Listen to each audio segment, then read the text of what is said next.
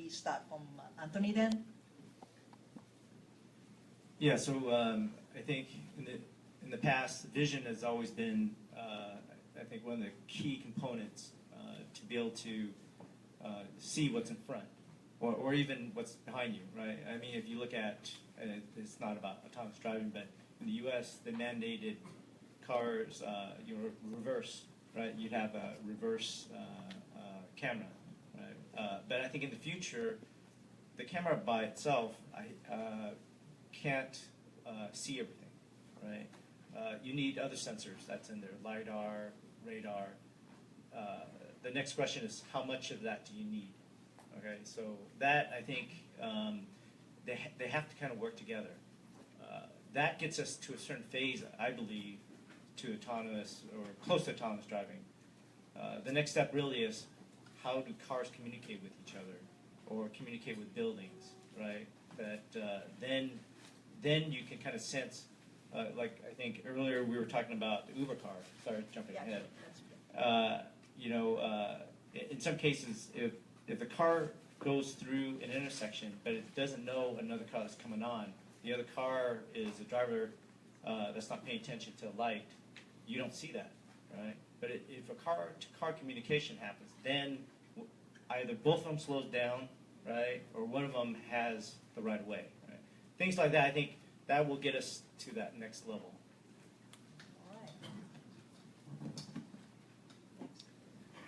Yeah, I'm not sure how many of you have some study about the company of Mobileye, and we just heard some sharing from David Oberman. I'm going to visit them next week also. So this company is basically is IC design house. So it's a kind of very weird statement. They only have about 650 employees, and so the core technology, core value is the chip. It's the IQ chip, IQ1, IQ2, IQ3, IQ4, and now the company is working together with Mobileye also for IQ5. So such chip is equipped with vision technology, vision recognition, and also the calculation, very sophisticated calculation algorithm, and also AI. So that's their kind of code, the brain. If we are talking about the brain, of course, the autonomous car. When we see Mobileye, everybody know, they are kind of like a really good ad or kind of one of the leader in autonomous car. And but for such kind of autonomous car is a combination of the also LiDAR, of the radar, and also the vision technology, which why Mobileye's really strengths, where their strengths is. And what they're kind of, when we are talking about such an issue, why Intel like to spend so much money to buy them? Because they use such kind of technology. They put it in the market. They commercialize it and make it usable also in the autonomous car application, OEM market, and even the aftermarket. Many or most of them, they have the share about 80 or 90%. Yeah. So if we have some further question today, but for the autonomous driving. Vision technology is also kind of, if you heard about their name, Mobileye. That's the mean. Always there's eye is watching for the road. So that's kind of one of the key technology, and also some brain, AI brain behind to help to make this happen. I'm sorry. Can I kind of add? I've worked with Mobileye for a long time, and I think Mobileye, to me, is more than an IC company, because it's really the first company that's done like an ASIC, right? In the past, there wasn't a chip that did everything that Mobileye did. And to me, it's not, I think we can't simplify and say they're just an IC company. The reason why is they develop the algorithms, and that's That's the brain part, right? And that's a solution. It's a solution sell, right? In the past, companies had to develop a lot of this stuff on their own, the algorithm, the chip, and everything to kind of move things forward. Really, Mobileye is like, I'm going to give you everything, right? You don't have to do the brains portion. I've got that. If you want different libraries, I'll provide that to you. So I think Mobileye's done really well in that field, and that's why they are right now the number one. How many units? I think something like, I heard 20 million units are, you know, in, on the roads right now. So to me, it's amazing work. Okay. I'd like to switch a gear from Mobileye to normal Mobileye stories here.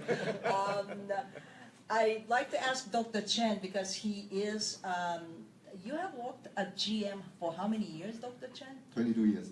So Dr. Chen comes from the automotive background. From the system vendor's point of view, what do you expect chip companies to offer in autonomous vehicle platform? My short answer is that we need to have a very reliable chips, and then that's what we have been looking for quite a while, and then that's the basic requirement. And then on top of that, when we are talking about autonomous driving, well, actually there are many different areas involved. The first one is, of course, the sensing, and then we need to have more than one sensor. It's a fact. There's no single sensor that can take everything. So when you have multiple sensors, the next thing is to do sensor fusion. And from our experience, sensor fusion could take more computer power or memory than sensing itself. And then once you have all these two taken care of, the next thing is to do decision. But then, of course, well, the world is changing all the time. So another big chunk is the learning. So if we put all together, we need to have something that can do sensing and fusion and learning and also decision making. So put it all together, we need to have very powerful chips which can do everything, but takes a small part of vehicle power to do it, and the speed is unlimitedly fast. Right. That's what we are looking for. That's it. It's almost an impossible task, right? All right, Dr. Mizunuma, maybe Yeah. you can talk about a little bit about the brain chip you have in your mind. Answering very quickly to say that as Dr. Chen mentioned, the reliability is going to be a key word to make autonomous driving much more smarter, much more safer. I think from hardware point of view, most of the building block is a matter of time to get it more mature.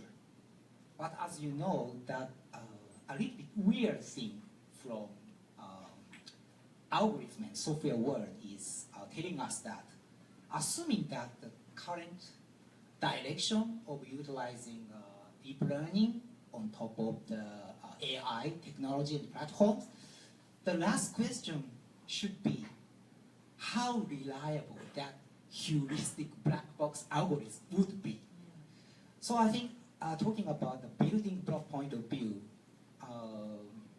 hardware could be a little problem, but the software building block to implement the algorithm as a part of your system is a kind of problem. Yeah, you can access to some theory or report on the web. A lot of AI technologies based on the deep learning with the backpropagation method. But that methodology itself is completely heuristic and black box approach. But we don't know how it works, but it works, so we'll implement into the autonomous car to make it happen. It's gonna be talking about until up to level 3, it's gonna be working, but up to 4 and 5 for perfect driverless autonomous car, probably the most important building block to be addressed comes from software and algorithm. Now it's not so perfectly reliable because no theory behind. So probably the missing link of the building block in software domain is solid theory of brain computer or human brain. To how to think about that? Just to just explain what Dr. Mizunuma is saying is that machine learning or deep learning itself is scientists give the task, things that they can't explain, they give it to machine learning so that the machine can learn itself. Is that correct? But scientists can't explain how and why machine learning works. But we know machine learning works. But if you didn't know how machine works, how do you validate what machine is doing is right? Especially in the extreme condition. Extreme condition. Yeah, it's in a rare occasion. I think that's really one of the crux of the issues, right? From what I understand. Yeah. All right. Good.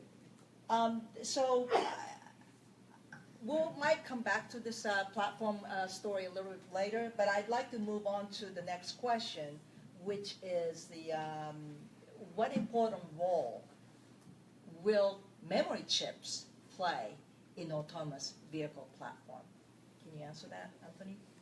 Sure. So if you look at a system, any system that's out there, a platform, it starts with a processor, an MCU. It has a DRAM memory that does a lot of the execution, and it has to have a non-volatile memory that you can either execute from or store code and data that's in there, right?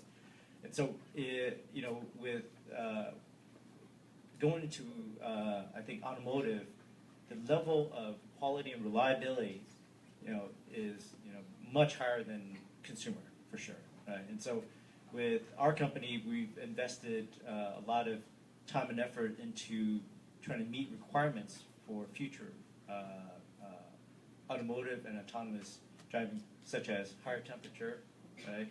In the past, you're looking at maybe 70 degrees, 85 degrees. Now it's 125, 135 degrees.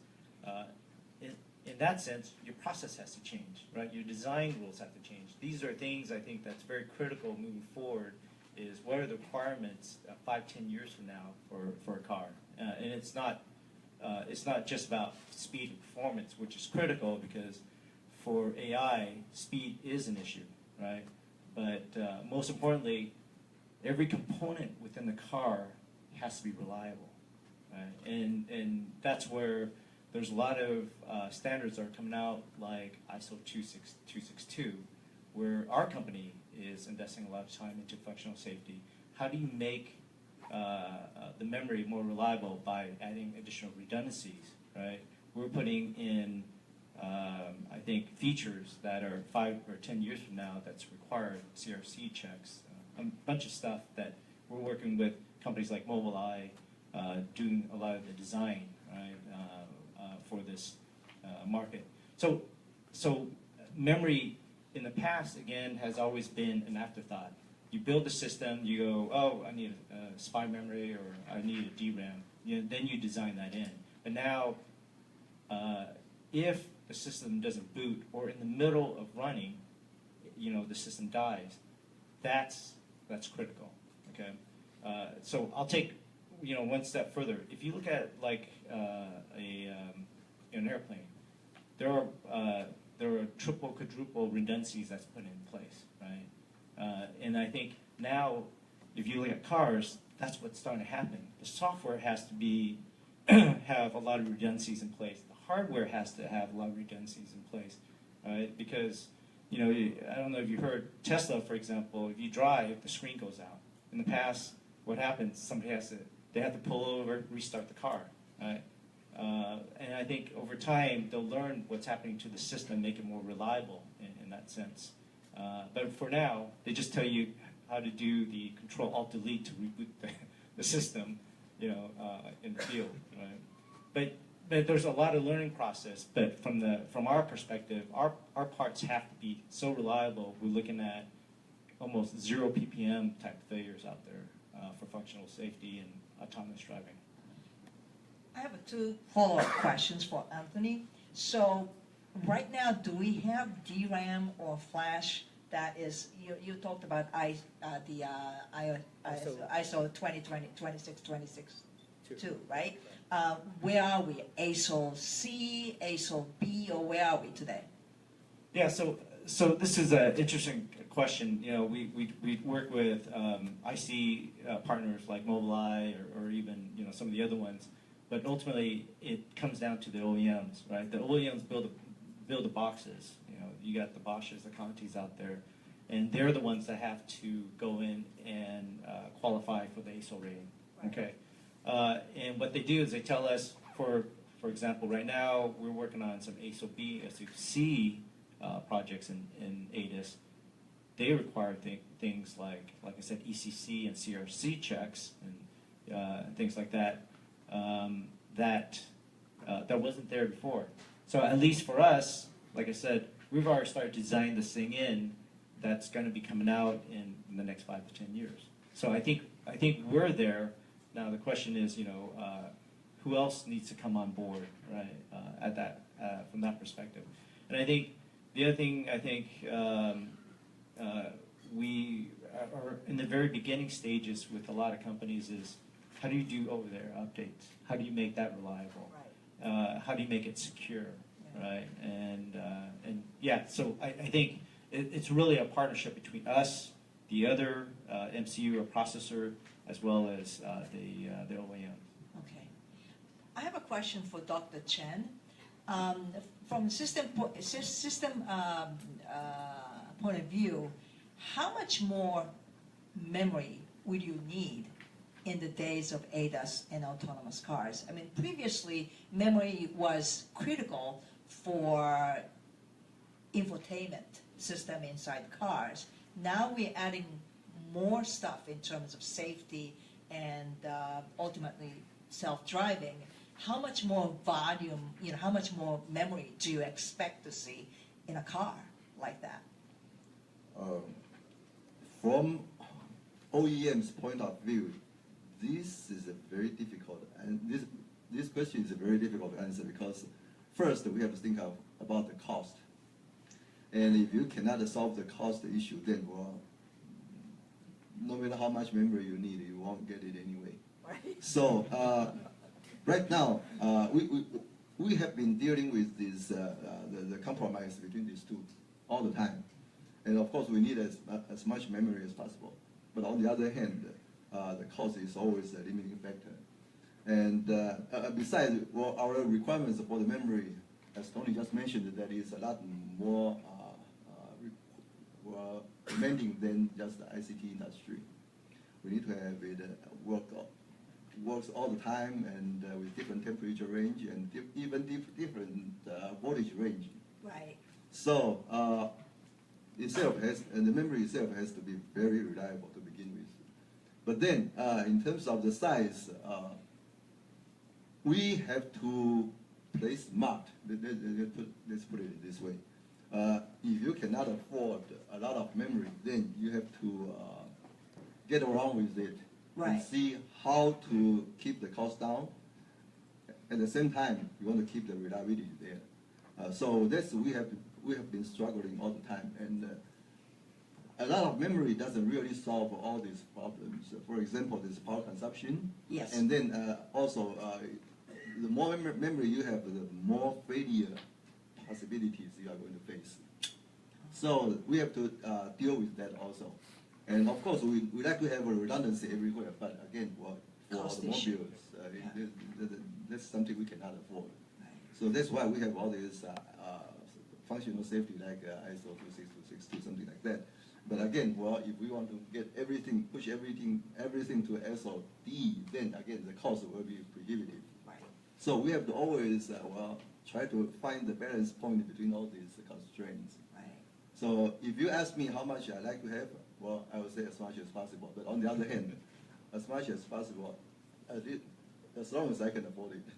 Right. That's my answer. Right. And I think only Tony can tell me that, if you request is like that, what kind of offer we can have. I've seen a figure, something like 256 gigabytes of memory will be needed in a autonomous car inside. Is that out of the ballpark, or is it about within the ballpark? Well, I think it depends.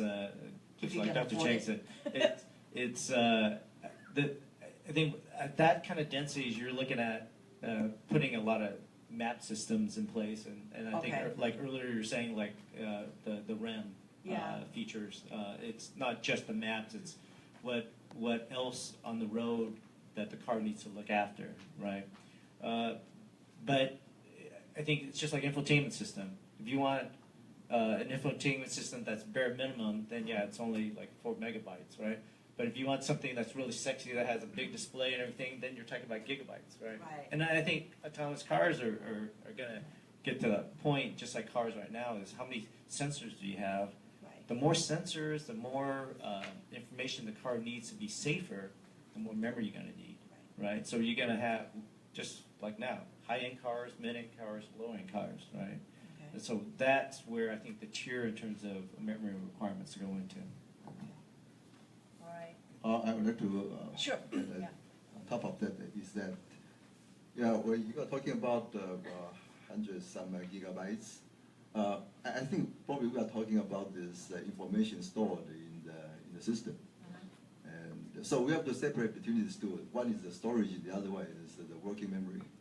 And these two are very different. And for storage, I think that part, it depends on how you handle your data. As we just mentioned earlier, that sometimes you can just put most of them in the cloud, and then you just download the minimum requirements you need for like information you have vicinity, something like that. In that case, 100 and some gigas seems to be awfully lot to me. Okay. You can't afford it. That's right, Yeah. exactly. It costs money.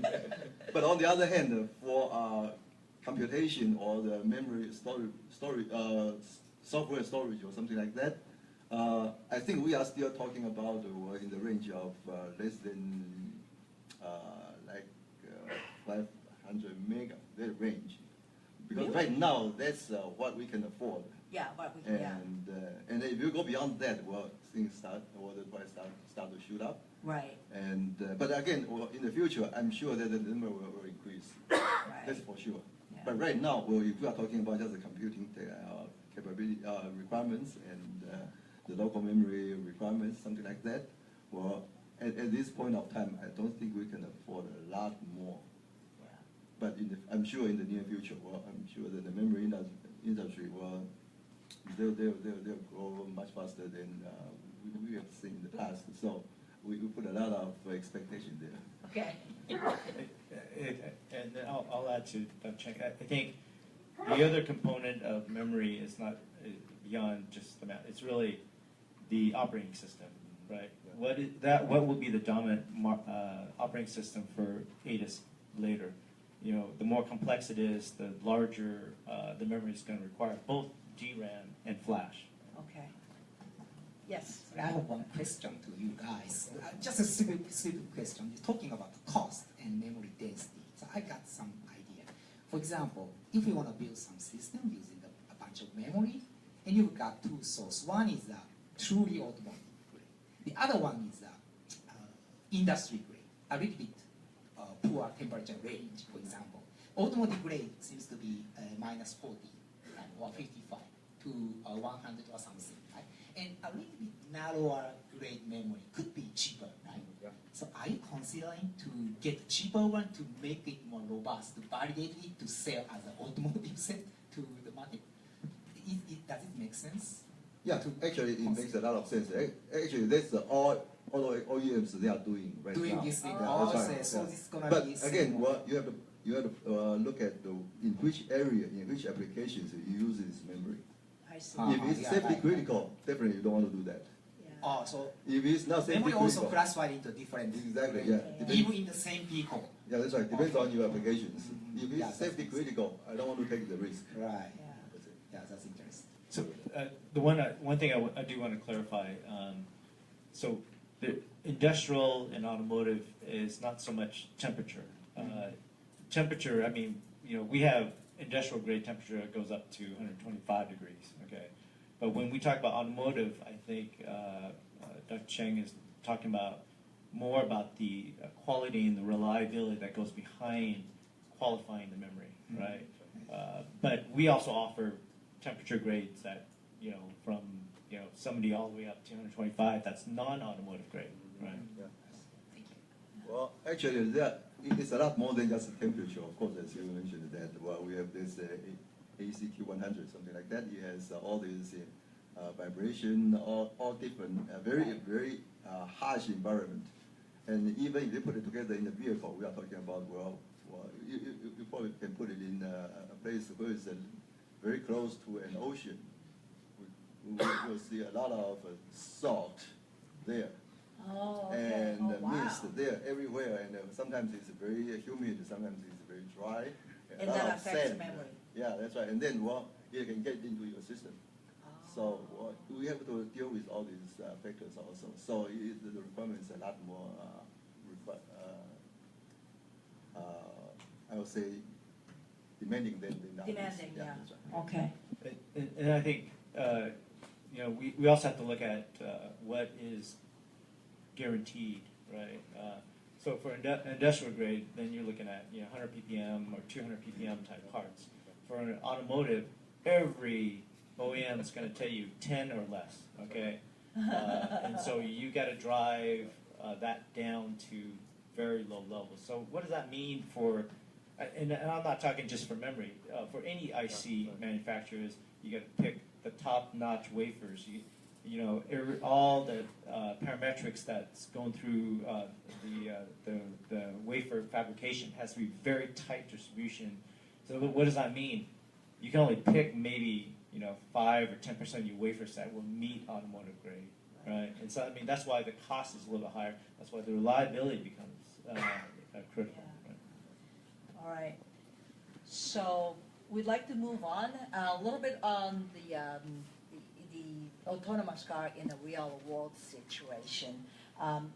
What do we need to do to prepare ourselves for the automotive, autonomous industry to take off?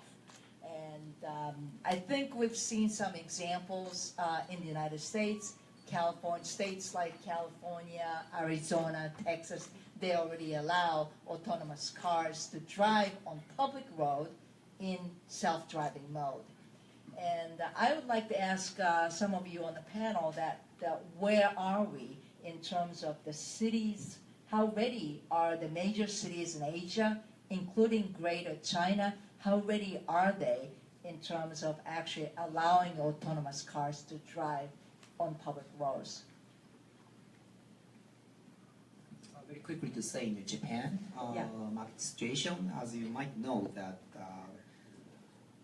top runner in the autonomous car could be Nissan Serena, and definitely using Mobileye ADAS systems and just a single camera. Yeah. Market response is quite positive. That's gonna be supporting a so-called level 2 Okay. with limited auto cruising function with the option of lane changing triggered by user wind operation. Right. So talking about the highway mode, it's going to be much popular in Japan. And as you may know, talking about Tokyo Olympic on 2020, a limited environment for example, bus is going to be open to much more than level 3 within 4 years ahead. Yeah, that's the situation in Japan. Okay.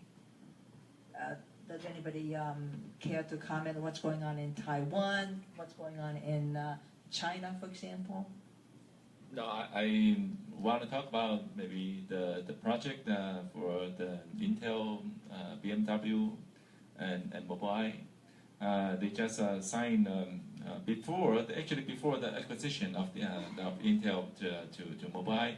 They signed a kind of agreement and contract to manufacture 400 autonomous cars by BMW in 2021, 400. And so I'm not sure actually. If we are talking about the self-driving, they have different stage. You can say from level 0 to 1 to 4 and 5. So on the current stage, what we see is if we are talking about the level 3, kind of the level 3, what you can imagine is a kind of it's not drive on the city in the city. It's maybe more drive in the highway and less kind of passenger. Less is a more simple highway stage. So this is a kind of like the level 3, but eventually we want to people want to reach to the stage of the level 4 and level 5. So that is how it can be expected. Mobileye just currently they have 17 partners is working OEM partners to work on the self-driving car, and so. I just listened because if you watch the CES, now everybody talks about the self-driving Delphi, and so for the Professor Shashwa, the chairman of the Mobileye, what he see, because it will happen gradually, if we were talking about the real application, maybe from bus or small car or truck. It will start maybe from 2020 and 25 and 2030. That's what we can, what people can expect, and based on their real contract and execution. So what you're saying is that it's going to take a lot longer than what what every newspaper or the website is talking about. But maybe Dr. Chen, you can explain what's going on in Taiwan. You explained there are 3 ARTC going on. Yeah, there are 3 areas that the government is thinking about putting these so-called pilot run areas, and they are very different from normal city drive you and I are seeing every day. So they have their own purposes. Well, some of them are very like a very closed community, and some other area is like very like a fixed route environment. You go from rapid transit station to your offices, something like that. So I think it makes a lot of sense to start with this simpler environment to begin with, and then later on, step by step, you get into more involved environments. But on the other hand, well, try to replace the human drivers. I think it still takes a long time. I like to give people some good example. Is that if you are driving on the road, then there's a plastic bag got blown to you. Usually, most people they don't bother at all. But if you have a camera, probably the guy is trying to escape this plastic bag. Most likely. Then, well, I don't know how much longer this so-called deep learning system can learn that this is a plastic bag, not a stone.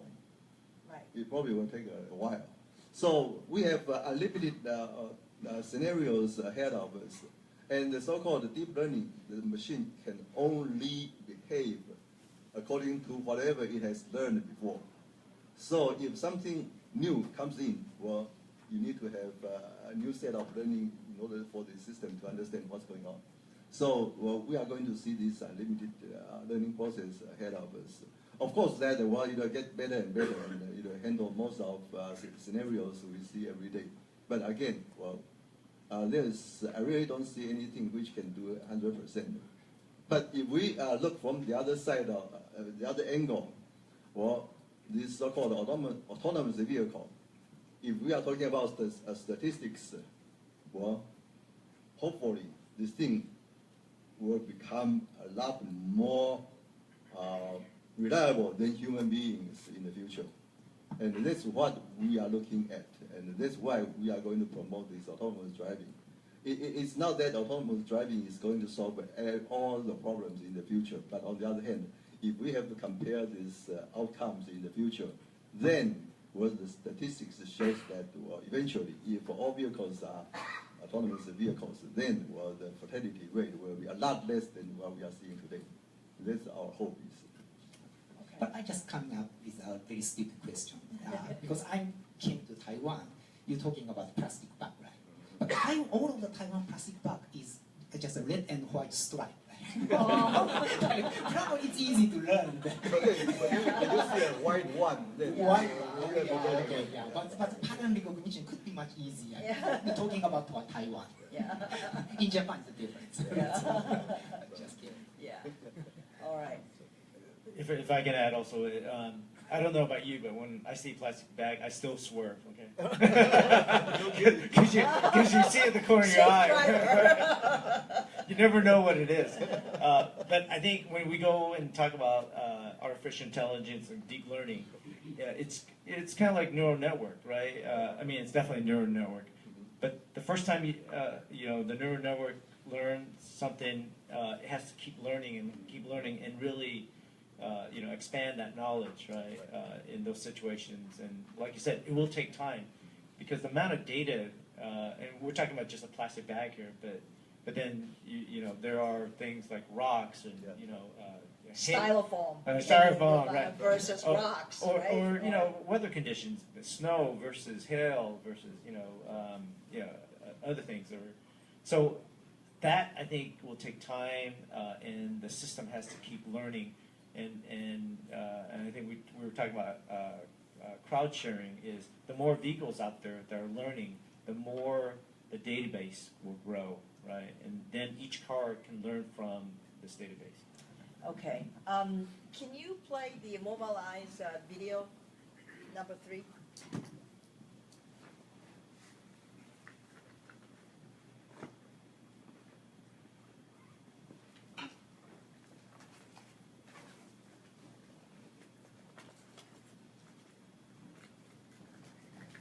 By driving policy, we mean how can we control the traffic? I will give you a few examples. If we have 2 cars traveling together, and one car on the right wants to turn left, another car on the left wants to turn right, how can we have a policy for controlling which car will go when? Where? If we have many cars on the left lane, my car is on the right lane and wants to go inside the left lane, how can we have a policy for merging into the traffic on the left lane? If we have a roundabout, in many countries there are roundabouts, and 4 cars come to the roundabout at the same time, which car will go first? You can say the car on the right should go first, but actually they're all on the right. So which one should go in first? When we have human drivers, those human drivers interact. One is more aggressive, one is less aggressive. They look at each other. They watch to see what the other one is doing. And then one is more aggressive than another one. But the question is, if the cars are autonomous and drive themselves, how can we expect one car to be more aggressive than another one? There are many other similar questions. For example, how can we have autonomous cars driving together with regular cars? Will I throw away my car just because some of the cars are autonomous? Probably not. I just bought it. So we need to arrange for the autonomous cars to drive together with the regular cars. And we need some policies for this. Maybe we will start by having some small areas of cities which are provided specially only for autonomous cars, and then widen the area for the self-driving cars. So there are many different things we need to consider about how the cars will interact together. Of course, vehicle-to-vehicle communication is part of it, but there are many more things which need to be considered in creating the driving policy for controlling the traffic flow and interaction on the roads. In the future, maybe, if all the cars are autonomous, maybe human beings will be forbidden to drive.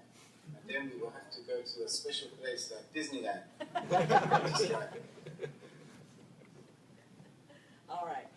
So that's I'm driving policy. so that's the Mobileye's point of view about driving policy. I'd like to throw out this question. Do you think robotic cars will ever be able to learn to negotiate driving in busy traffic? Any takers? I'm retiring really soon, so I don't need to worry about it a lot. Actually, we all hope that in the future the car can drive for us. Well, actually, I'm not really out of it. By the time I'm too old, I need to have a car that can take me to wherever I want to go.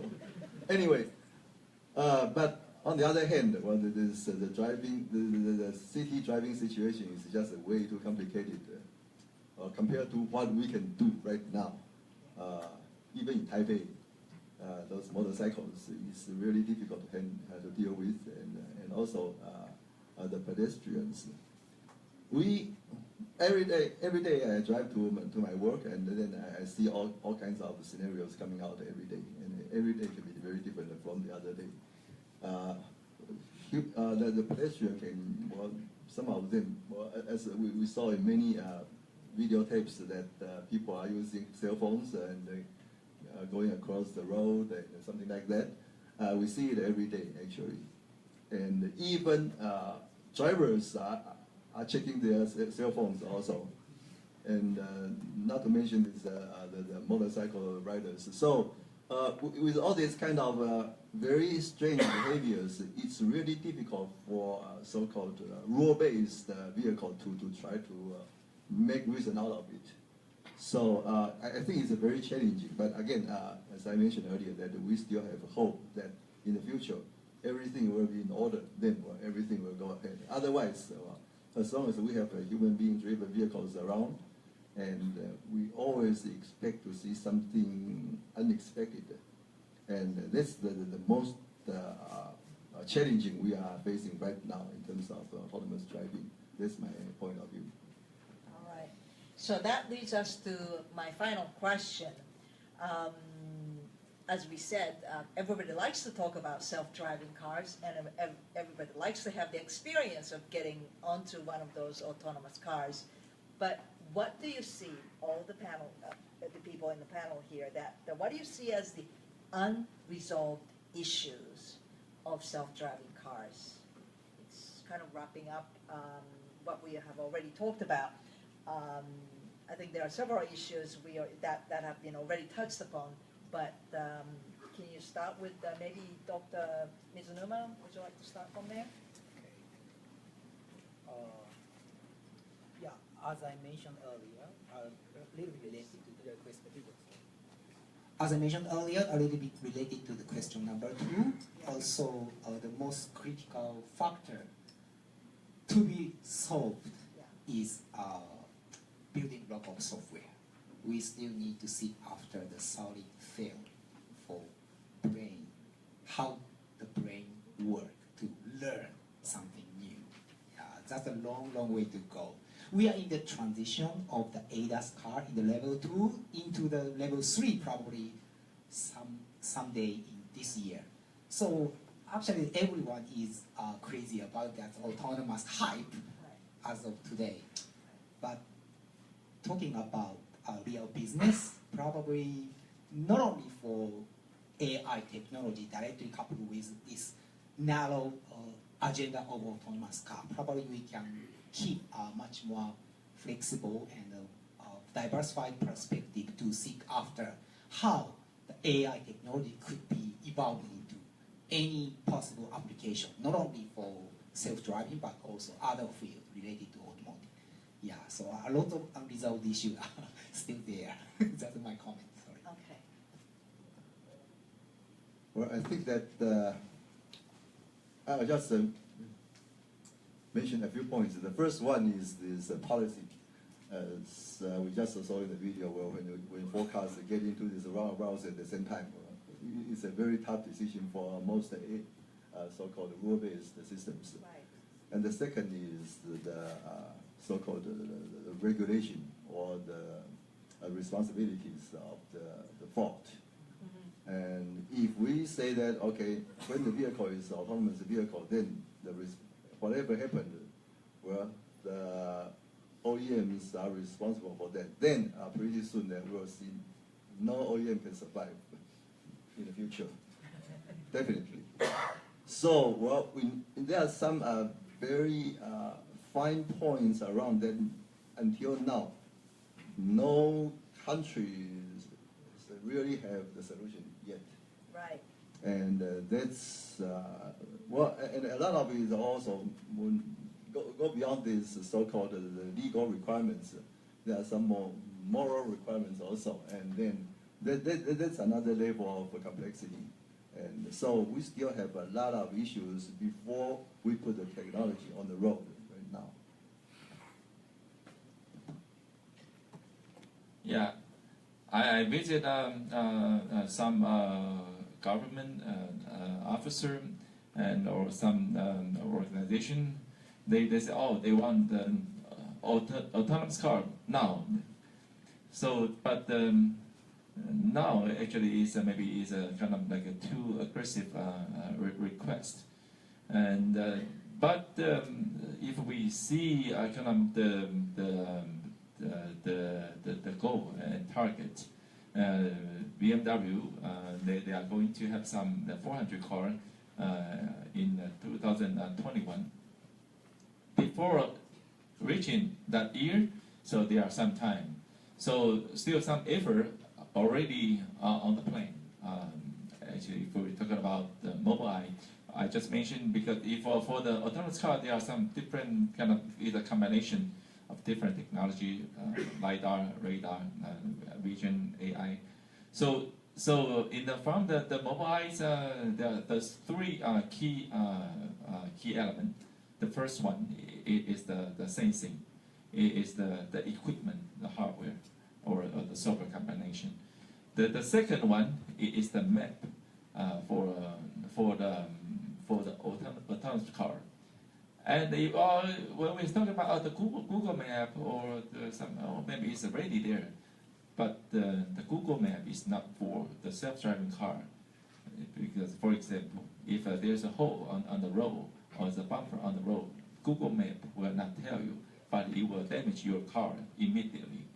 So in order to reach this, Mobileye themselves already got some committed to car next year. 2 million car will report such kind of like data to their platform, and it's a kind of very only 10 kilobytes for 1 kilometer, and so they will collect data globally. So what I mean is they want to achieve the goal that they set in 2021. The third one is what we talk about, the policy. Just David Overman, they mentioned about how do you, if the combination of the autonomous car to the regular car, if there is kind of 0.001% to 99.99% of the ratio, how is the communication policy? How is the policy? Should I stop forever to wait for each other? So when it becomes like 5% to 95% of the car, so this is some like in from Mobileye's point of view. These three elements still has to be established to reach to the stage of the like what we expect. So I'm not going to disagree with the three gentlemen here because they're way smarter than me. The one thing I'm going to say is there's a lot of CEOs and executives out there saying we have the technology today for autonomous driving, which is true in a sense. But the issue I think is definitely the policy. But how do you stitch them all together? How do you get the artificial intelligence to talk to the equipment that's in the car? That's part of the missing link. I think now when we talk about the policies that's in place, you look at the governments that's around the world, they're not even up to speed technology and how quickly it's changing. They don't even know what's going on, to be honest with you, right? So it's hard for them to put together their own policies for policies, right?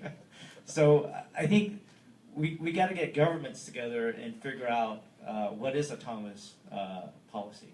Okay, so and I'd like to add the very last piece, which I think we really haven't touched upon that much, and it's a very critical piece, is the security portion, right? If you're missing the security, you got Russian hackers coming in, having cars, run into each other, right, on a busy freeway. That could be dangerous, right? And so the security part is so big, I don't think anyone's even has a chance to solve it. Again, it comes down to governments and coming up with standards, right? And we need the IC makers and the software developers to really start working together on these standards. Yeah, but not only that, I think there was a story on Wired the other day that Uber, if there is a self-driving Uber, your customer could be a terrorist. Your customer could be a planker, right? So they can sort of tweak, or they attach some equipment OBD2 to, right? OBD2 port, and then somebody else can remotely control your car. I mean, that's so how do you solve that? I mean, your customer could be the bad guy, right? I mean, so there's that. But one last thing, actually, I'd like all of you to answer is that how safe is safe? I mean, this is a psychological issue that we haven't really talked about. I think when Toyota Research Institute, Gil Pratt, discussed at the CES earlier this year, he was talking about in the United States, 35,000 people die every year because of the traffic, right? They get killed by other cars. And people have come to accept that. Although, if your family members die, and of course you wouldn't accept it. But the point he was making is that will we accept when we get killed by machines? You would kind of accept that, well, the car-to-car accident could happen, but the other car was just, there's no human beings driven. Do we accept that? What do you think? And actually, to this question, Mobileye's Dr. Shusho actually talked about, he thinks this is more or less like a seatbelt thing. Every year, there are actually people who are wearing seatbelt. Because they are wearing seatbelt, they get killed because of the trajectory of the accident, speed or the position of the car. But people come to accept because seatbelt will keep you safe, right? So what do you think? What is how safe is safe for the user to accept the robotic cars to share our roles? Do you have any comments on the psychological impact of the driverless cars? Again, I'll go back to statistics. If for the whole society, the fatality rate is decreasing, I would say it's safer than what we are seeing now. Yeah. And that's one way to look at it. But on the other hand, well, as I mentioned earlier, that there's another part, is the moral part. Yeah. Who should die, who should not? Sometimes that's a tough decision. And also that why we accept that there are more than 30,000 people killed every year is okay, because every single driver thinks he or she is better than average driver. That's true. We have been in the auto industry for so long, and that's the response we get back from our customers. Every single driver feels that he or she is better than average drivers. So anything goes wrong, well, it's somebody has to be blamed. They can identify the person to be blamed. Then everything is okay. Yeah. But for these autonomous vehicles, it's a totally different story. Yeah. And then all of a sudden you feel that you have no control anymore. And then most likely, if anything goes wrong, if I had driven it, probably I I would avoid that one.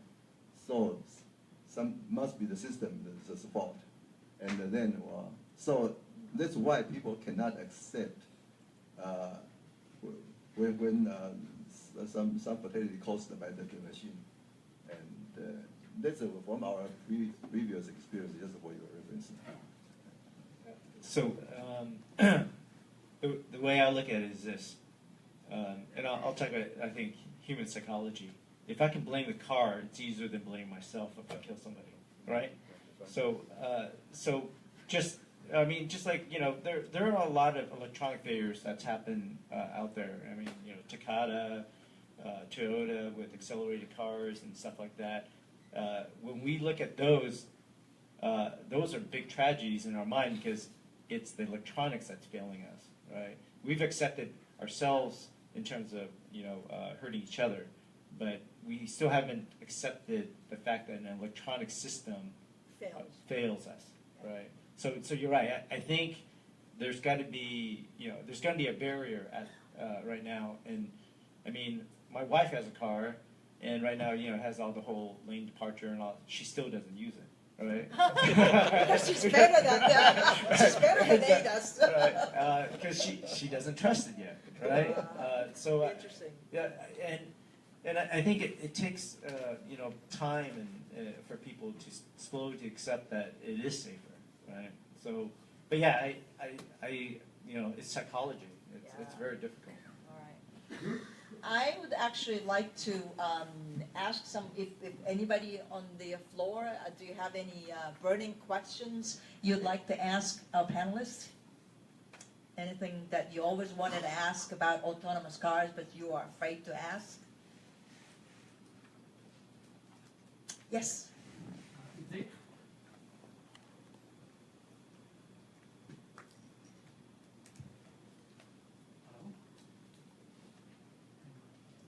it different Yeah. between self-driving and autonomous driving? They're the same. The same. But let us explain. Maybe Dr. Mizunuma, you can explain the 5 different levels of autonomous cars. Or Dr. Chen, I mean, It's just naming convention, right? right. Autonomous car, robot car, self-driving car, driverless car, everything is meaningless, similar. Right. No definition, so don't Yeah. worry about that. Yeah. But when you talk about level 5, these are the self-driving cars without driving wheels. Nobody's there's like Google Pod car you see in Mountain View, California. They don't even have. Well, I guess they have. Well, the idea, the Google cars, or original pod car idea was that you don't even need a driving wheel, right? Steering wheel, because the idea. I don't know if this idea still exists, but I think the original idea was that it would be too unsafe to do the switchover from autonomous driving to humans. The switchover is because drivers are already relaxed, right? Drivers doesn't have to drive, so he's sitting there. He's not even thinking about taking over the steering wheels. But suddenly, the car sees a problem. Car wants you to take over. How many of us are ready for that, right? Yeah, so I know companies like Ford, they've been doing research on how quickly does a driver, playing their cell phone and then react to the car beeping, right? I mean, and a lot of times it's not fast enough, Yeah. right? And so when you get to level 5, you can't expect a person to take over a car, right? Because once you have that, then, and I'll go back to policy, the liability then becomes the maker of the car. Right. No, it's true, Yeah, right? it is, yeah. If you have a sensor that tells the driver to take over, but it doesn't work fast enough, then you as a car maker fail. Right. The way we look at it is a little bit different. that we try to avoid the word autonomous driving. We will try to use automated driving. The reason why we use that was that, we want to make sure that there's still driver's seat there. And there's still steering wheel, there's still brake pedal and accelerator pedal. You want to make sure even if it's capable of doing all self-driving mode, but still, we don't want to remove any of them. That's the difference. That's why we try to say it's called an automated vehicle instead of autonomous vehicle. By definition, autonomous means that you don't really need a driver. Drive, right. So the way, well, at least from our company, that's the way we look at it. Okay. Very good. Yes.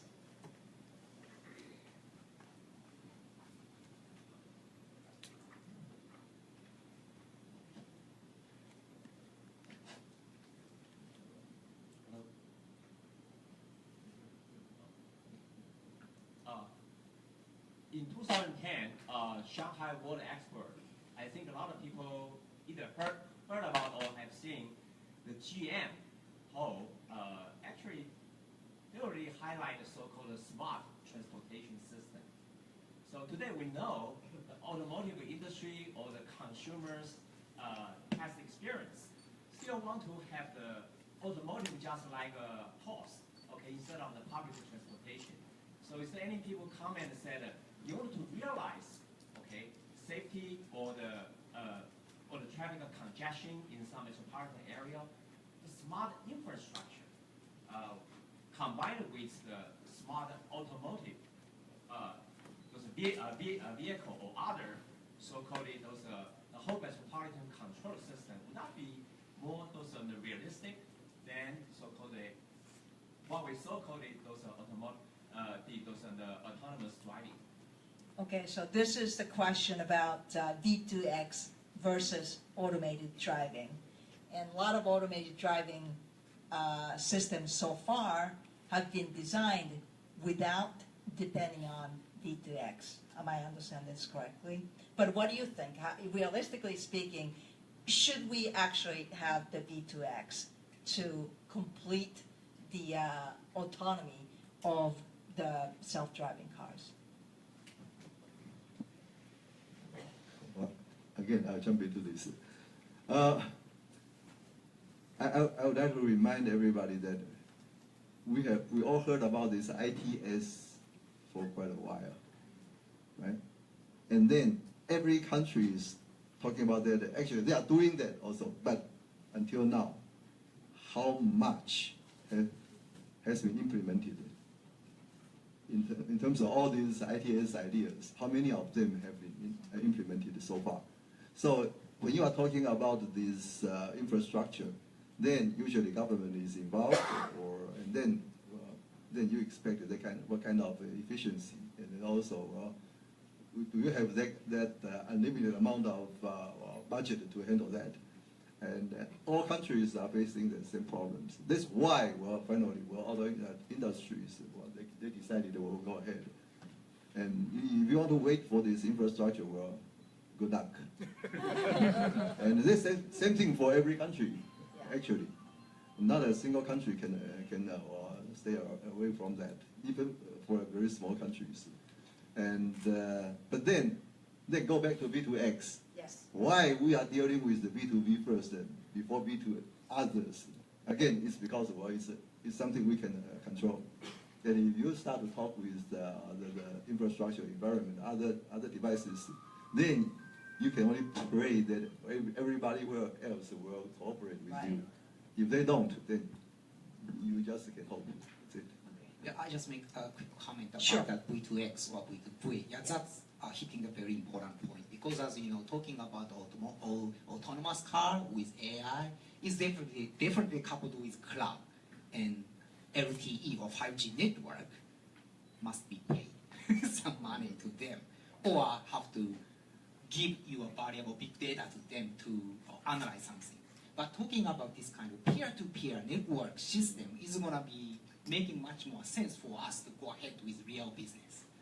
Actually, nobody talking about other technology than autonomous and AI. But personally, to say, I think one of the technology like blockchain seems to be a little bit interesting for me, at least, because this is similar technology to V2X, because it's a peer-to-peer based trusted database without relying on the central server or trusted authority.